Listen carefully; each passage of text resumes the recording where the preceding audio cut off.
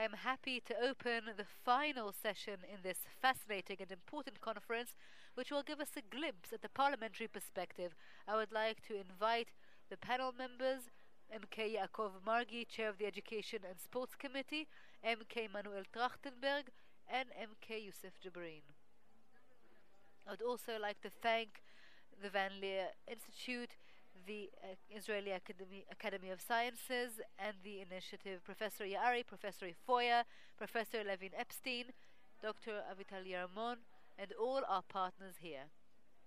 The collaboration between the Knesset Research and Information Center and the Israel Academy of Sciences is very important.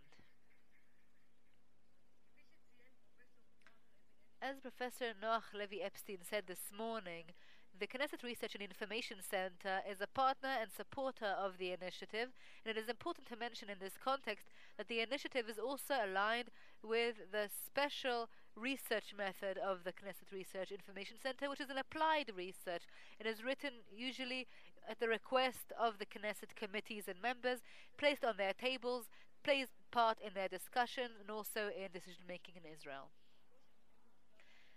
The Knesset Research and Information Center and the part it plays in applied research at the Knesset today in education can mostly be said to Yuval. Yuval, who most of you know, is the head of a department in our center and works with the Committee of Education.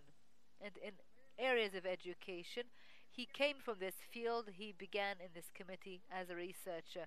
Dr. Maya Choshen mentioned this morning a panel that we both took part in at the Mandel Institute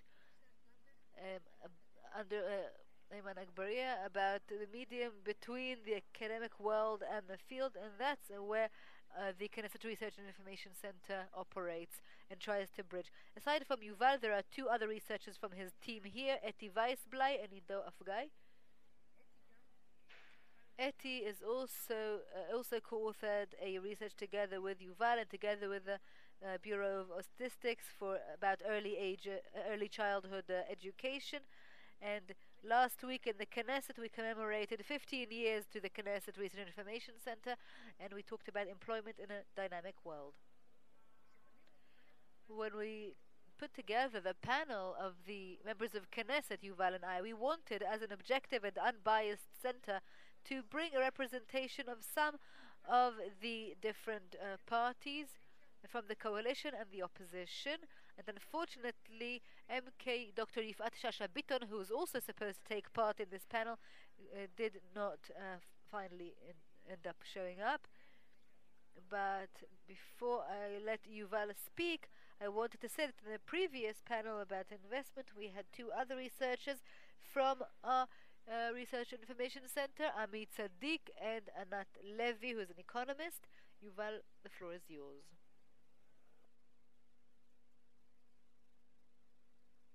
Thank you, Shirly. Distinguished MKs, thank you for being here with us.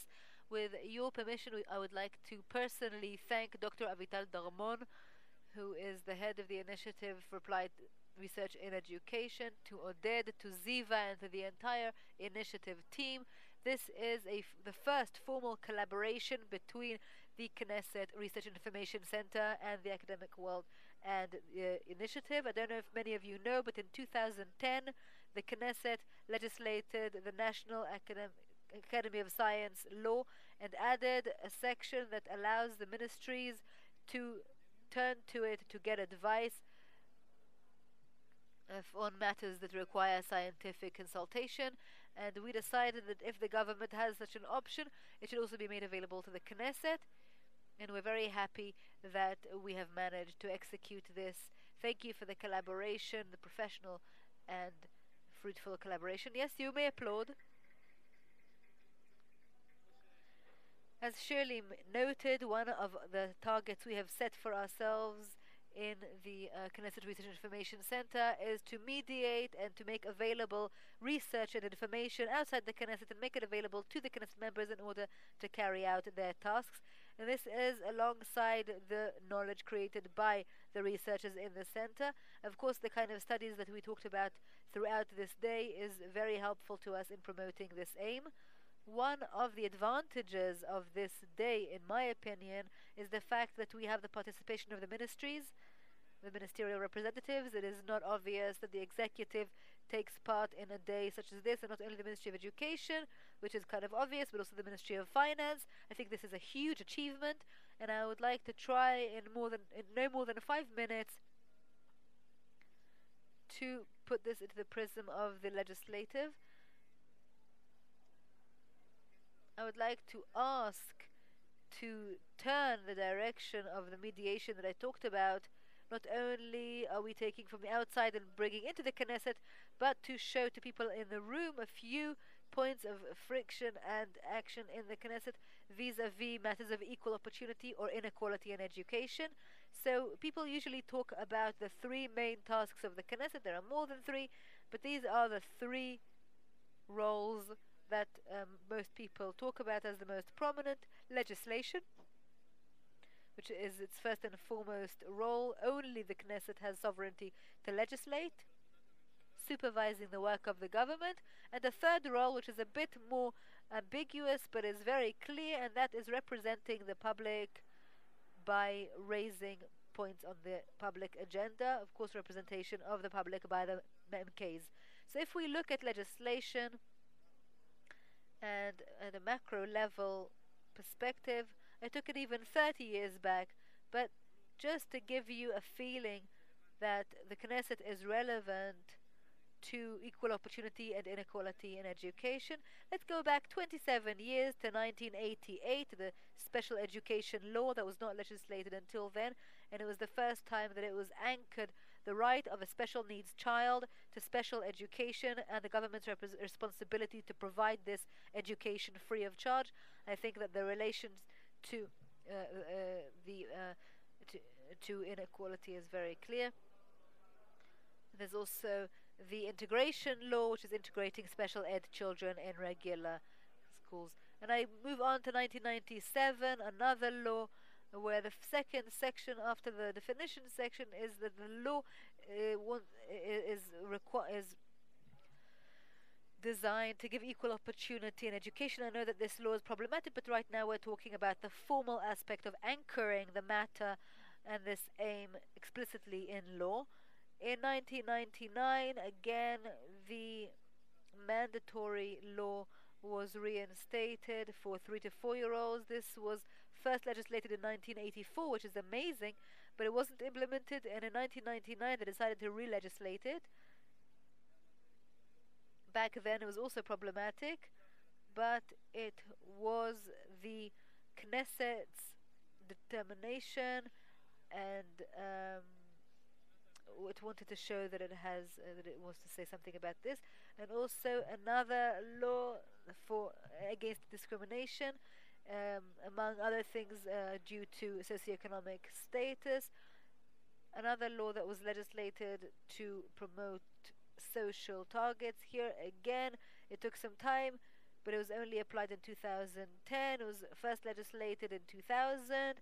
I'll move on to 2005, the daily meal to student law that also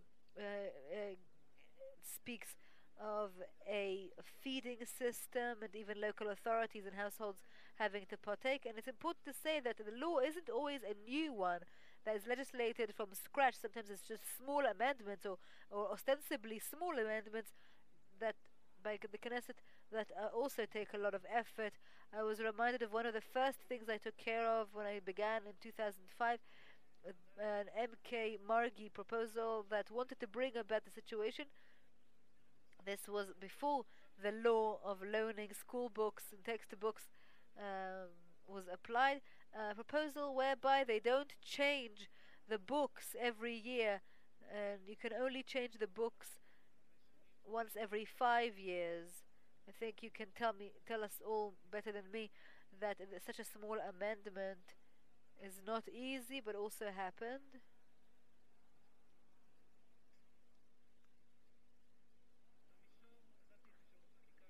I have left the legislative aspect, even though there are other aspects such as mandatory studies for 11th to 12th graders, and we see that in the MK's work it is very important not only to legislate, but also a variety of issues that the Knesset has been engaging in the last 2 to 3 years, not in past history, under tremendous pressure to promote differential budgeting in the education system, teacher, parent payments, complementary frameworks, after school frameworks, early childhood education, um, when children don't complete high school, also avoiding discrimination. All of these things have had more than 2 or 3 discussions on in the context of the executive in the last few years. In the current Knesset, things are also happening, whether it's on the level of supervision or placing things on the agenda, and in the committee by MK Margi, and also the early childhood lobby by Trachtenberg, and the lobby for the promotion of education in the Arab sector. And of course, the MKs will be able to present this better than I. This short review is not supposed to give us what is happening in the legislation in inequality in education as if it is the desirable state. I didn't even want to go into the tensions that have come up throughout this day about the universality and progressivity policy, about the distinction or lack of distinction between public and private schooling, and the budgeting that is also part of the Knesset's work. And in addition, we might say quite honestly that not all legislation or actions taken in the Knesset in terms of education policy are based on knowledge and insights that come from research. There are other forces at play in the Knesset, but I think that the presence of MKs in such a seminar, in such a conference, and our ongoing daily work with them point to a great thirst among the decision makers in the Knesset for knowledge and information that can help them carry out their roles. So with that, I will end. Thank you very much. Thank you, Yuval. So we are going, with your permission, to ask you 2 questions.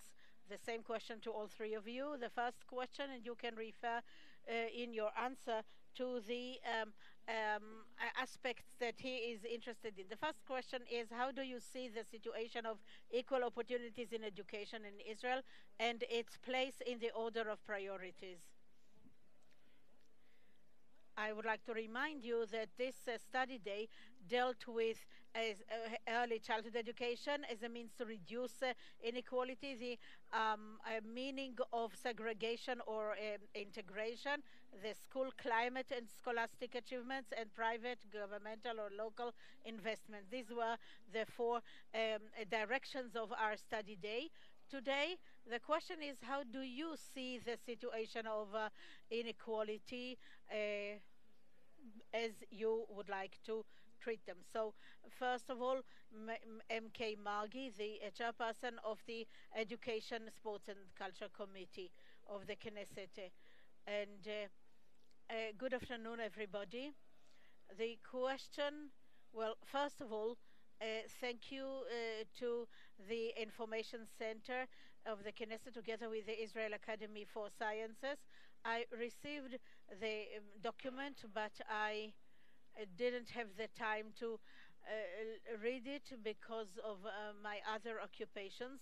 I'll tell you about things not in highfalutin language. First of all, it's not on the public agenda in all the parameters that you have mentioned, that I'll explain, and not as somebody that wants to paint everything in black. As for equal opportunities in education, there are none. No equal opportunities in education, not because there are good people versus bad people.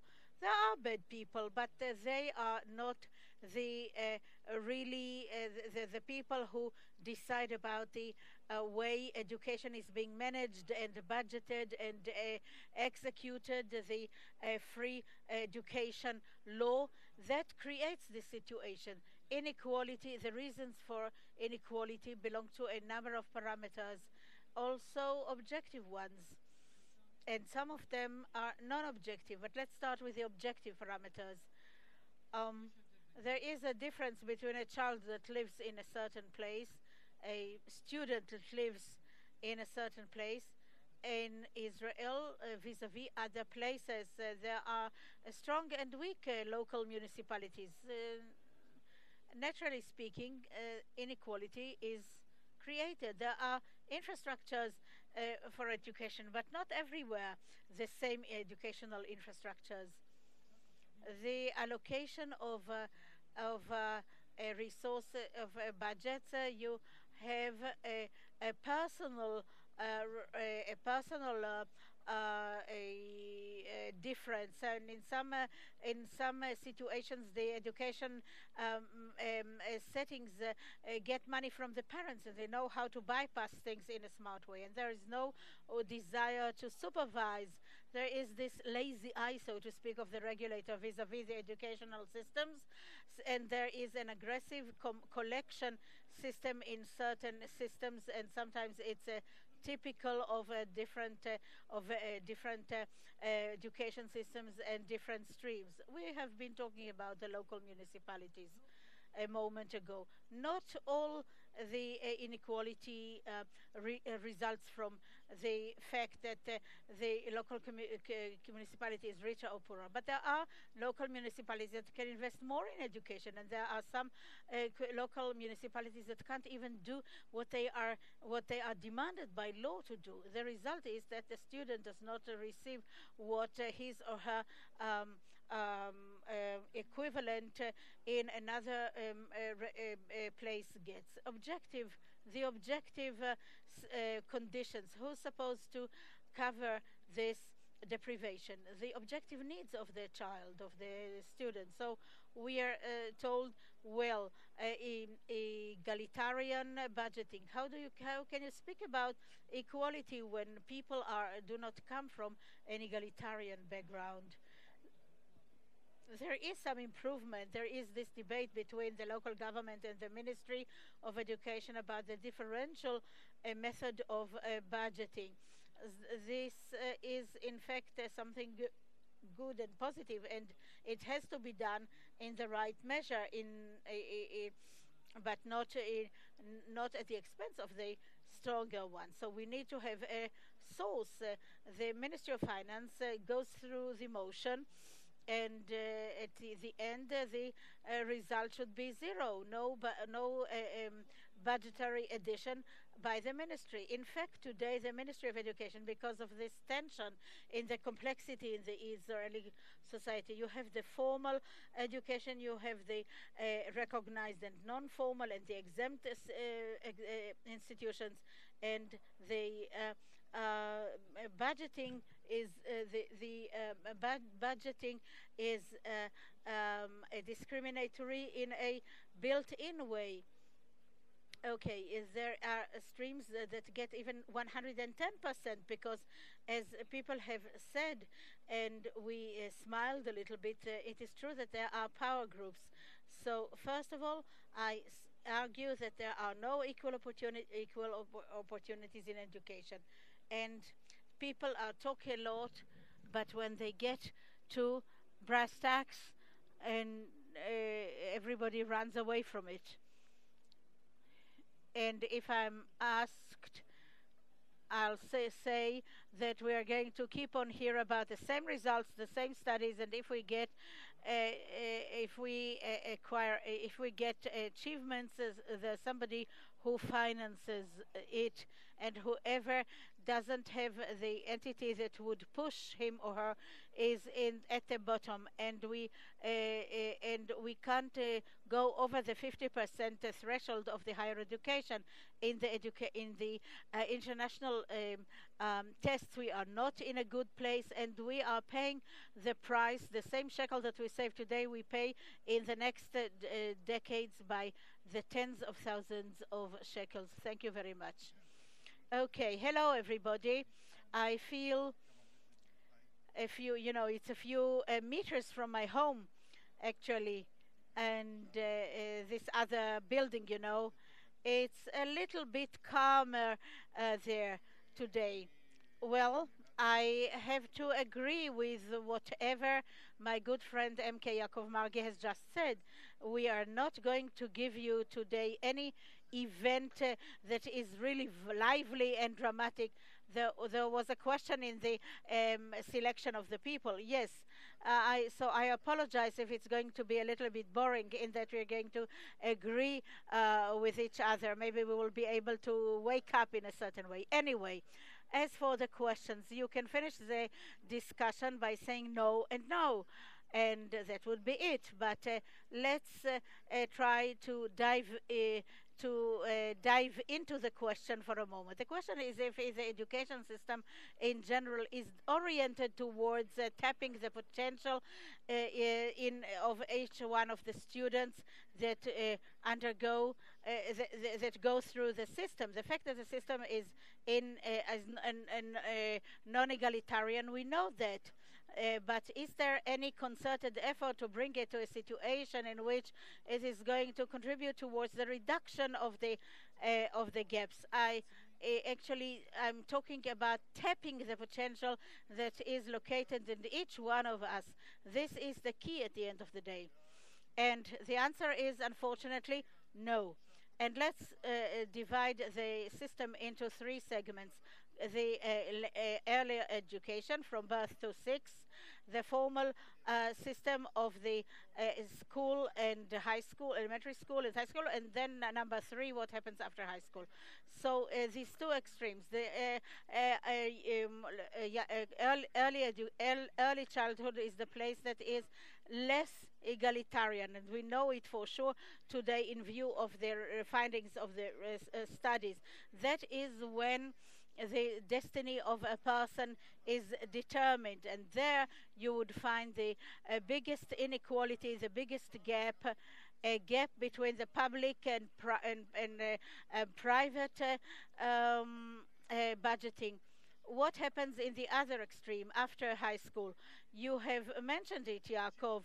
50% get higher education. It's very good. It's a nice achievement. But what happens with the other half? Nothing. There is no a person responsible for it as as in as much as there is no person or entity responsible for the ages birth to three. All the circles that that revolve around these segments of the population. So it's not. It doesn't happen at the very beginning. And it doesn't happen at the stage of going towards qualitative employment. There, the state is not to be found as a responsible entity that takes care of all these issues. So it's so the answer are unfortunately negative. And is it on the order of priorities? Listen, we are flooded each and every day in the Knesset by issues that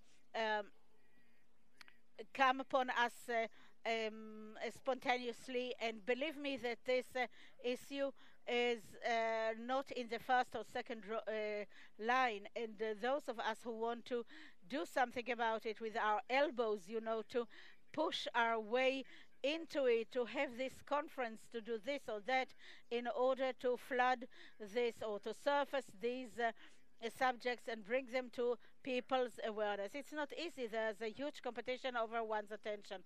When you come to the Knesset, you remember when you were a parent to babies, the fight over the attention of the public. Here, you are trying to attract the attention of the public, and it's very difficult. It's not a personal thing. It's a question of the subject that you are trying to advance and promote. It's very difficult. That is why I always say that at the end in the Knesset we can only use as we can only be used as an amplifier of what happens in the public, the needs of the public, the thoughts of the public. We can't do everything on our own. We are legislators, says MK Margi.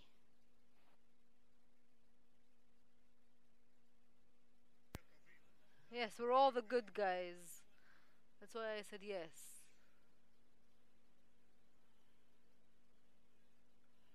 Okay, good afternoon, one and all. I would also like to begin by congratulating you for the very important work carried out by the Knesset Research and Information Center. I would like to congratulate Shirley, Yoav, Eti, Yuval, Eti, and Ido. I've, I've been in the Knesset for a very short time, but I have learned how important such work is because it really is in between the academic world and the field, the politics. And I would just like to mention the last document I requested, a document that has to do with budget gaps between Jewish and Israel and Arab schools. And until I got the document, there was no official document, official in the sense that it is owned by the local authorities, by the state, that really puts together all of this data. All we had was only reports by human rights organizations, and you know that when such reports come to the Knesset, it is a story in and of itself. So certainly this work is very important. What I want to say in the next few minutes I have is to perhaps emphasize some aspects of this discussion of equal opportunity, equal rights, which I feel did not receive enough attention in the discussion until now. They talked about, until now, you talked about material equality, the number of hours spent at school, infrastructure.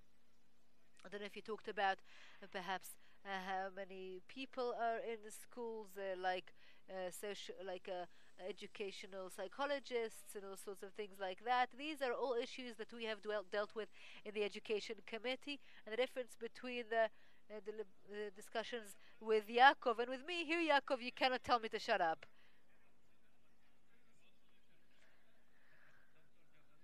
Dr. Jabarin is one of the most initiating MKs in the committee, and he feels he's being silenced. So, this, of course, I'm only kidding.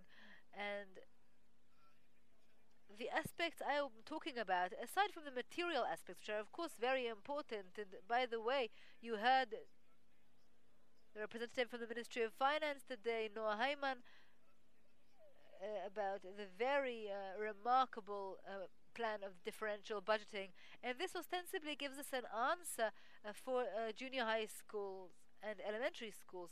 But two questions come up. Okay, so until a year ago everything was so problematic and discriminatory, and maybe if today we're so proud of this plan, then we're talking about 67 years. What happened until then?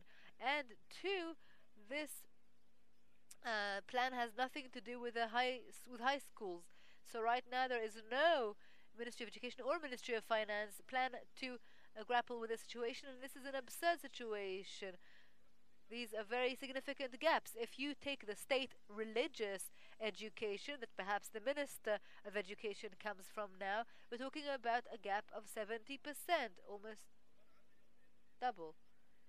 But right now, there's no plan that accommodates this. So, aside from the material aspects that are also still in want, there are three other aspects, but I'll talk about them very briefly for lack of time. The first aspect is what happens with content.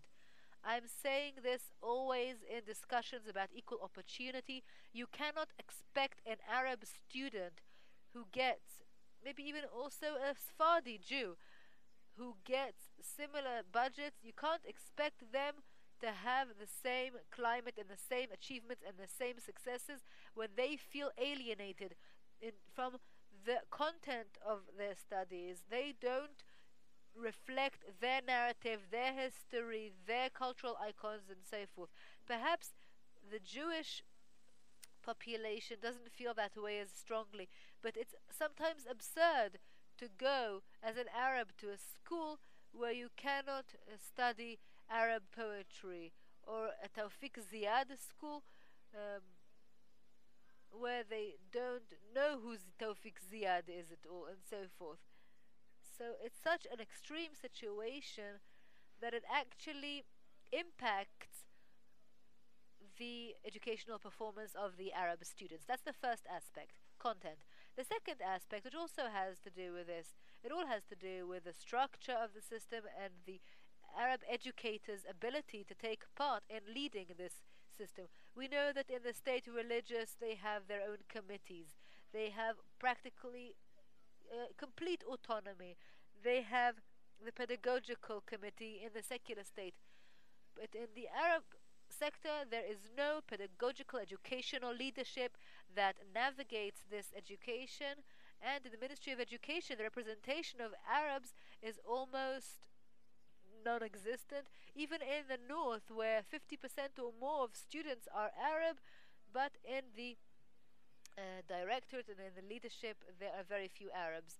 And so there is alienation, both in terms of the content, but also in terms of the management of the system. We, and when I say we, I also mean myself personally, as an Arab academic that researches these issues, we don't feel that there is a real possibility to take part and to be part of the decision making in the Ministry of Education. And the final example is what is happening in the citizenship lesson. This is a criticism against Israel in general, but also in terms of democracy and democratic values, and certainly within the Arab sector, where even Arabs who were willing to be part of the committee as part of representing all the sectors, even people who were willing to be in this professional committee now feel excluded, and they pass comments to the book editors, and of all their comments, maybe one or two technical comments are accepted.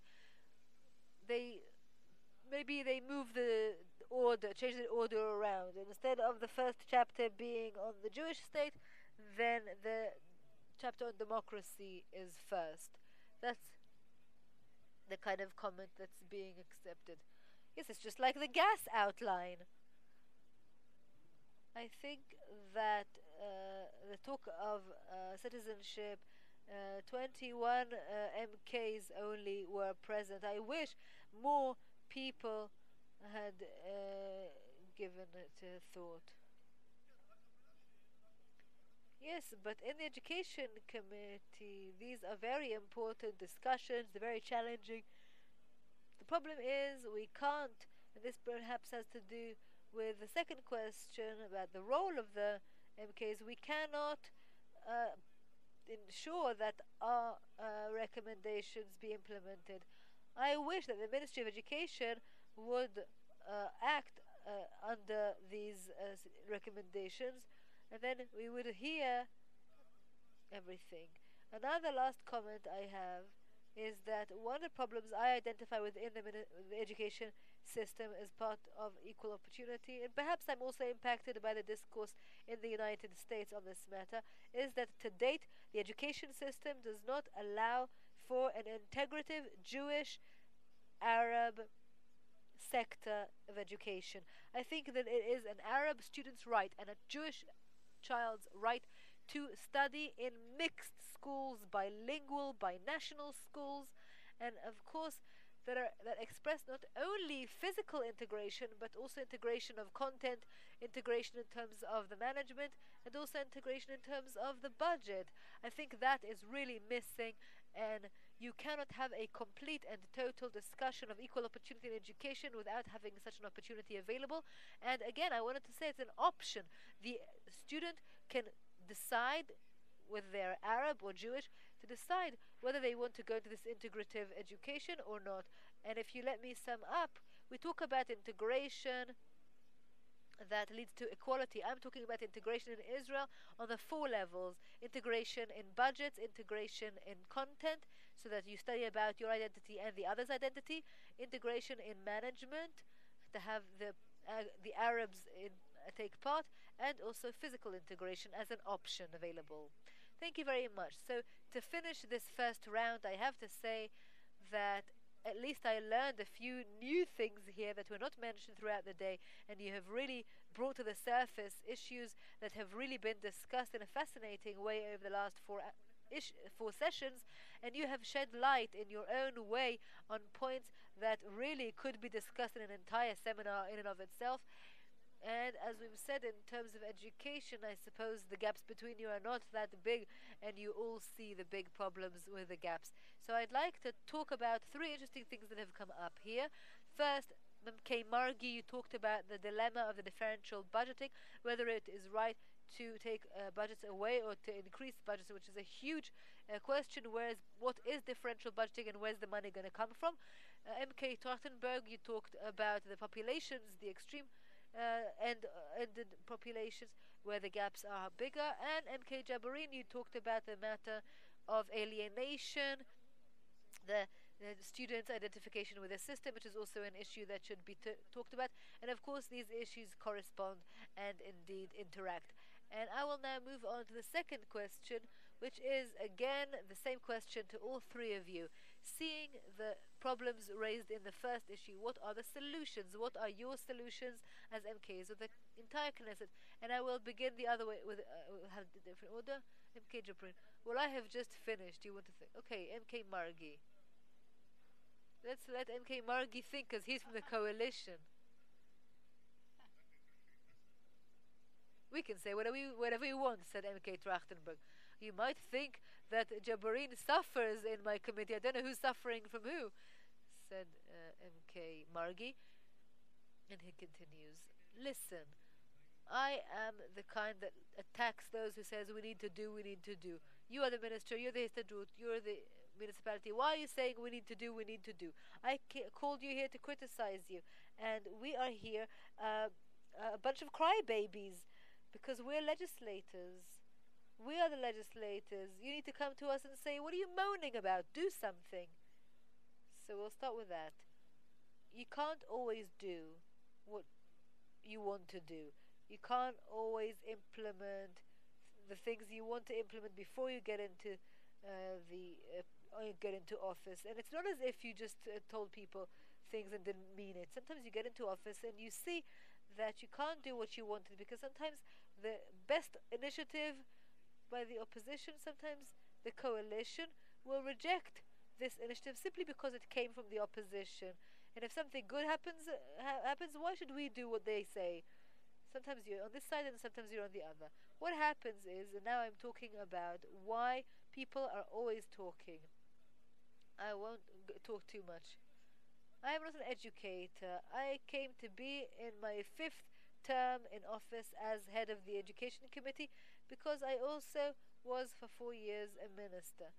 And I know how you see things from this way and that way, and I came to say to educators, I convened directors of education divisions and departments to an open discussion, and I said, I'll tell you what I believe about the education system, and please, you in your daily lives, tell me if I'm talking rubbish, stop me.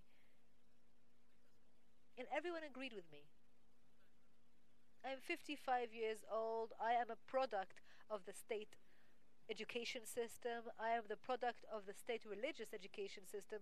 My smallest child is now in the high school of the state religious educational sector. It's been 40 years. I'm 55 years old today. It's been 40 years and it's the same education system.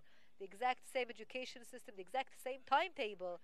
We are fixed with the same methods, and we sanctify, and we sit with the Ministry of Education. There are wonderful people sitting there, but there are people there who have fixations, and they think the same way with the same paradigms, and it's impossible. So much has changed in this country. It's impossible that the education system, if you ask me, and everyone agrees with me, we are not getting the right output from the investment we are putting into the system. We are not preparing our graduates to university. Everyone comes after the army and starts from scratch.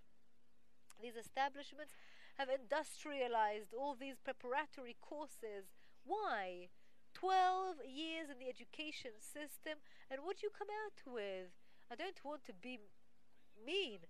I don't mean to insult anyone, but what do I get out of this system? And why aren't they changing anything? Because not a single minister will come and say, okay, now honestly, I will now set up an independent council and say, over the next 6 months, I'm going to manage what's happening. Now you have 5 months to bring to me a plan, a pilot program. Can't we take one school, one local authority, and do a different pilot there for a different education system? No, it's a huge system. It is the largest ministry after security in budgets. It is a huge ministry that has good intentions but is cumbersome. And we like to maintain what is in existence already. One patch, another patch. If you want to close gaps in education, I'll ask you. The small citizen doesn't go into detail. They see a title, a headline. We got to space, and with a false headline, they're shaping our opinion. You know, the New Horizon reform. You think all teachers in Israel get this reform? You think all teachers get this reform? No. So as a country, I create this wrongdoing, and I can give you dozens more examples. Okay, thank you. Look, I want to be very focused. You asked what we can do, and I want to tell you what I'm trying to do. That's what I know best. I have decided, after a very short term in office in the Knesset, to be focused and not to try and spread myself over various proposals, and to focus on one area, setting up an early childhood authority. What does it mean? To set up a single entity within the Ministry of Education with a reasonable amount of power and independence for this entity to take the whole matter of 0 to 6 years of age and the matter of education in these ages. Right now, there are 5 or 6 separate organizations that are in charge of early childhood education, and not even for all aspects, because there are some blind spots as well. There's the Ministry of Education with the kindergartens, and there's the Ministry of Welfare with its national plan, and there's the Ministry of Health with the baby clinics, and there's the Ministry of Economy, which is the most educational of ministries and is in charge of the earliest of early care, on daycare centers, on the storage of children on the way to work, so mothers, not even fathers, mothers stow away their infants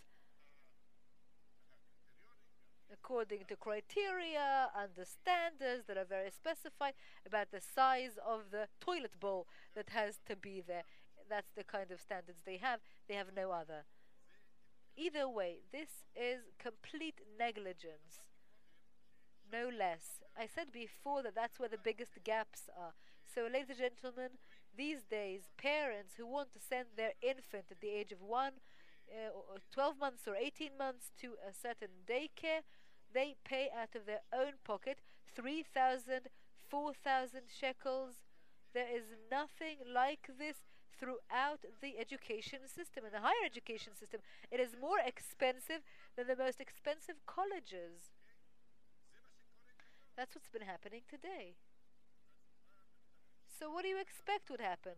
So either way, we are now facing, hopefully within a week or two, it will go to the Ministerial Committee for Legislation. I don't know what will happen there because of this phenomenon that MK Margi made note of. I know what's going to happen to MK Margi.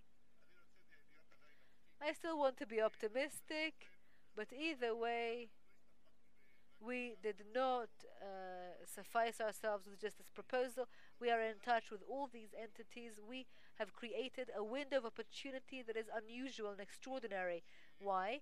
Because these days the Ministry of Economy is together with 5 other portfolios and is in the hands of the Prime Minister. And without insulting anyone, this means right now that there is no Minister of Economy in practice, or there is in practice, but anyway.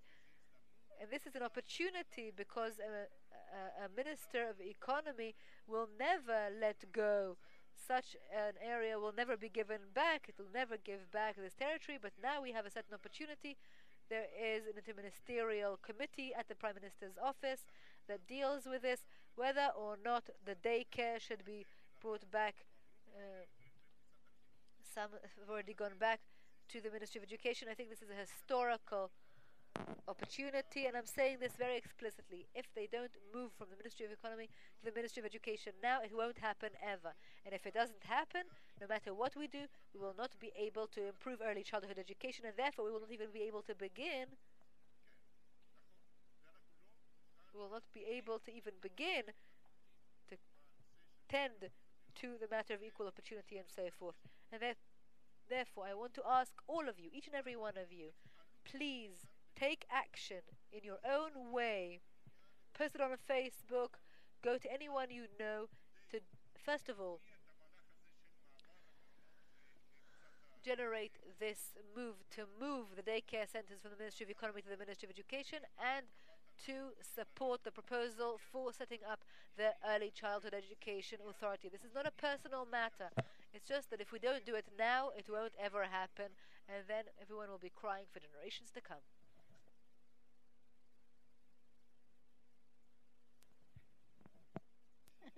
What can be done, especially from the benches of the of the opposition, from the very end of these benches? Maybe the bad news is that you are very limited when you get from to this place.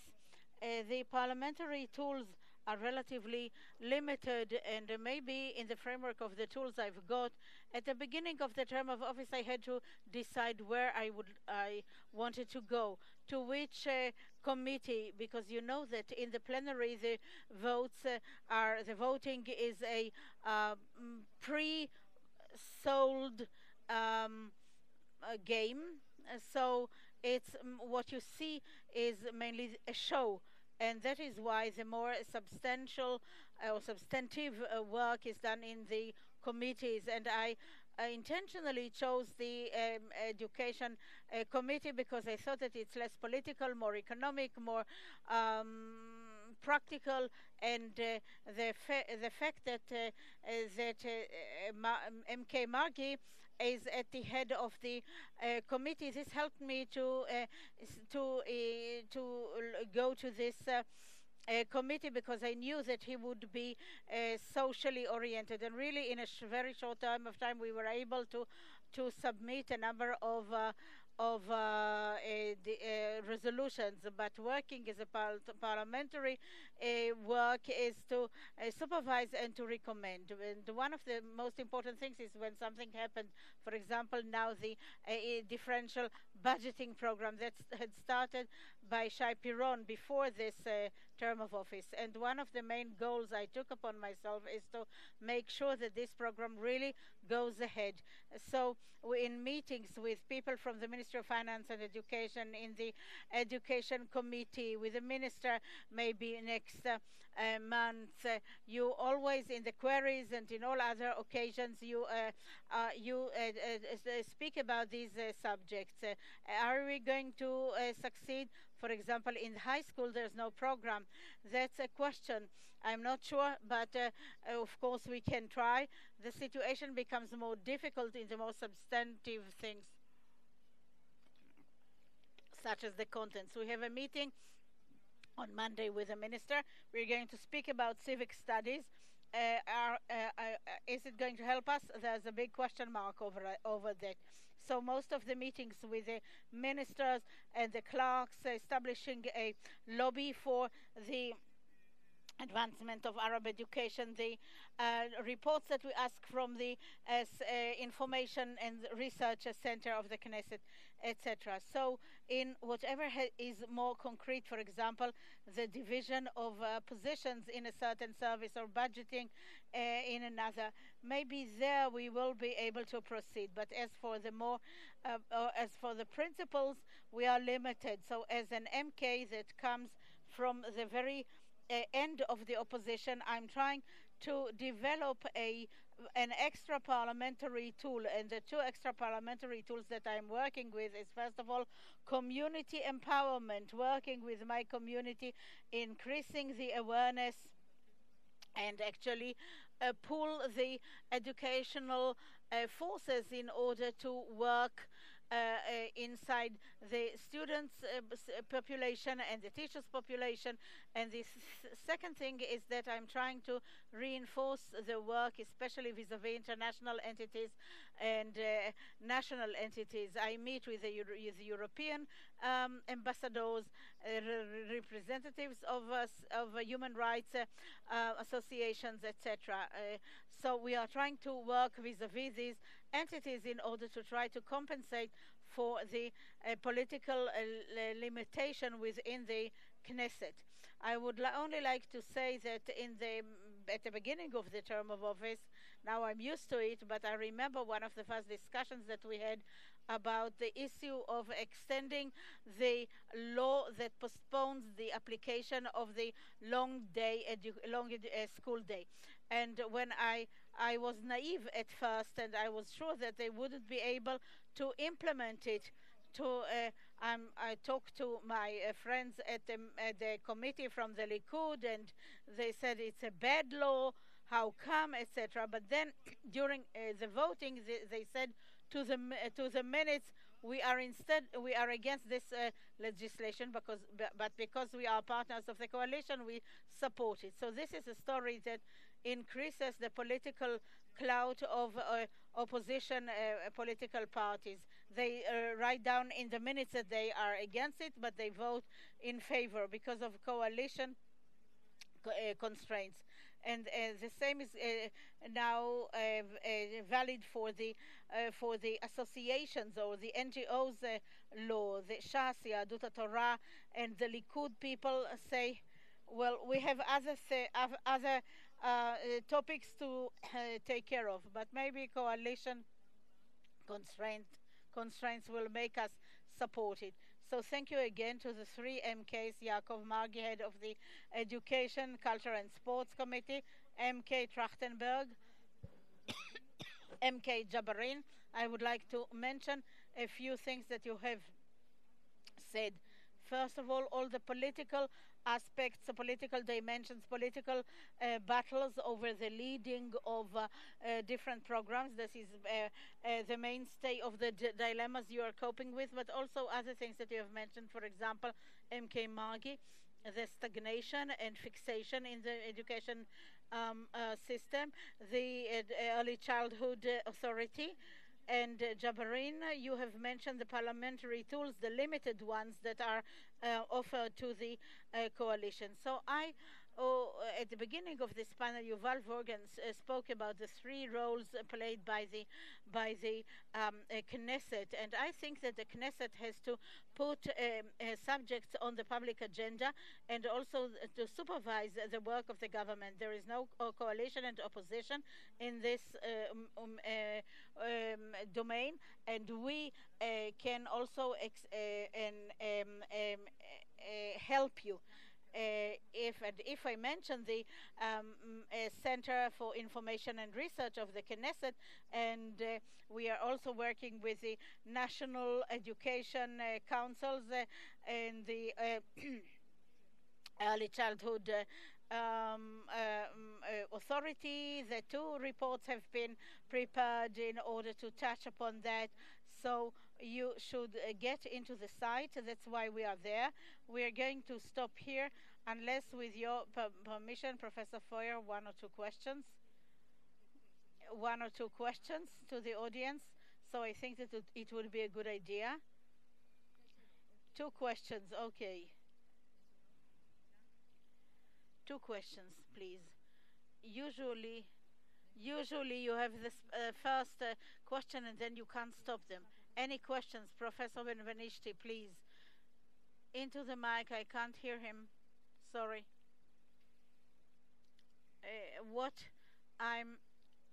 Not that I'm surprised, but I'm frustrated to hear you at the end of such a day. You're saying, we've seen it, we've heard it. The truth is that we can't do really a thing within the political framework that we are involved with. This is what I hear so loudly from people who know what's the frustration that has to do with deprivation and dispossession. We hear how much we can't do it, instead of having somebody who can do it, and that's your job. I thank you for this question because it balances the situation. What can we do? We have a prime minister that knows what he answers. We are disciplined. We come from the education committee. What we were asked, we answered. And we didn't want to be real politicians. And with all this difficulty that has been described here, we have a clout. We take the government by its ear to the discussions of the committee, and the average is 2 discussions per day, sometimes 3. So if it's 3 and it really results in 3 or 4 points, of course I don't get whatever I want. So okay, the minister has written, the minister has said, sometimes we are successful about this. The general director that had to speak about the second assistant to the kindergarten teachers and the sardines law, as it was called, the density in the classroom.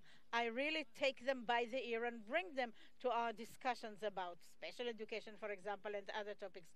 But here, 3 MKs who are very active is explain to you how difficult, what difficulties we have to confront with. And we are a legislative entity branch, and we have to supervise the executive in the government. Don't be frustrated. We are optimistic. Okay, would you like to add anything? Very briefly. Okay, very briefly. I thought that it's only us that are frustrated. Okay, there are enough reasons to be frustrated, but I would like to tell you that I was surprised for the better. Since I came from a world of actions, I was surprised by the activities of the Knesset, and it's not reflected outside the Knesset, but it's really fascinating. The gap between the pictures, the almost tabloid pictures that you get from the Knesset with certain MKs, that will remain anonymous, between this and what we are doing in our offices, in the committees. It's a huge gap, but people don't hear about it. But it's true that you've got the legislative arm and you've got the executive arm. At the end of the day, at the very end of the day, what you need is a government that a priori comes to takes its office with a program that puts education at the top of its priorities. It's not okay. You are the Minister of Education. Let's see what we're going to do in the 1.5 years, because there are going to be elections, and then you adjust everything you do to that. It should be a priori. How is it going to be? It's not in our hands. It's in the hands of the public in Israel. In other words, at the end of the day, well, I'm doing what I can, but I do bring the ball back to the public. There was this protest in 2011, and there is a mandatory education law for the ages 3 to 4. It's the public who did it. At the end of the day, the public has to move democracy on. This is the essence of democracy, and not our frustrations. Thank you very much. I agree that there is this feeling of frustration, but the truth is, what are we going to do with this frustration? Whether this frustration is going to cause us to sit idly by, or whether it is going to incentivize us to work more. The first lesson I learned in my political work is that change takes a lot of time, and that is why you have to be very patient and to work like ants all the time and speak and run around, etc., in order to be able to move things forward. I know a priori that I am in the Knesset for the small victories as well. I'm not going to end the occupation through the Knesset or create an equality between all the children in Israel. I know that I can have small successes, and I build on them. And if you ask me, I'll say to you sincerely, I came from the academic world. Today I feel that I have the tools to